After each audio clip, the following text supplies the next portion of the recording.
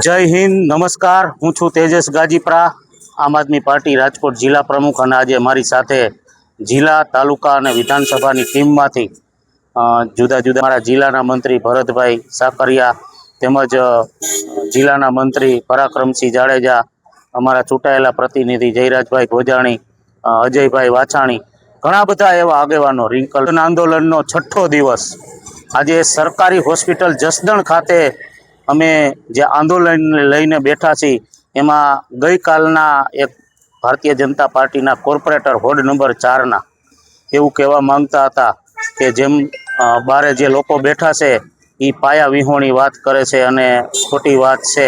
તો હું એવા લોકોને કહેવા માગું છું આ વિડીયોના માધ્યમથી કે જો પાયા વિહોણી વાત હોય તો આજે અમે 6 દિવસ થયા આ જગ્યા ઉપર બેઠા છીએ અને સરકારી સિવિલ હોસ્પિટલના જે અધિક્ષક ડૉક્ટર કહેવાય રાકેશ મૈત્રી, એવો રજા ઉપર વયા ગયા છે।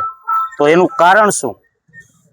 આજે આંદોલનની શરૂઆત થઈ, બીજા દિવસે જ રજા ઉપર જતા રહ્યા। અમે જે આરટીઆઈથી માહિતી મંગાવેલી છે એ માહિતીની અંદર સ્પષ્ટ રીતે ભ્રષ્ટાચાર સાબિત થઈ રહ્યો છે અને નાનો મોટો નહીં પણ ખૂબ મોટા પાયે ભ્રષ્ટાચાર સાબિત થયો છે।